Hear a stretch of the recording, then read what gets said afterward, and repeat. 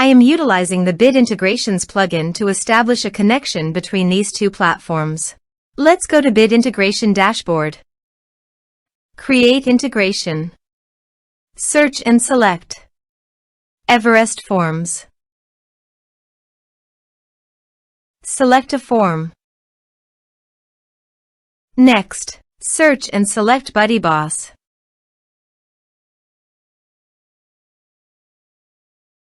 Connect. Next, choose an action. I am choosing to add the user to a group. Choose a group. Member will be added to the groups when you log in as your user and fill in the form. Here are some advanced features in conditional logic. You can use it for your requirement. Next, finish and save it. Go to the Everest Forms and fill in the form.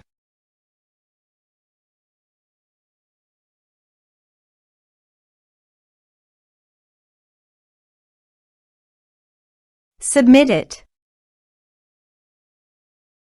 Form submitted successfully.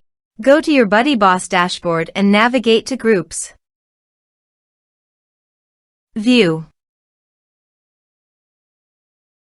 Under the group, you can see that the member has been added successfully to the group.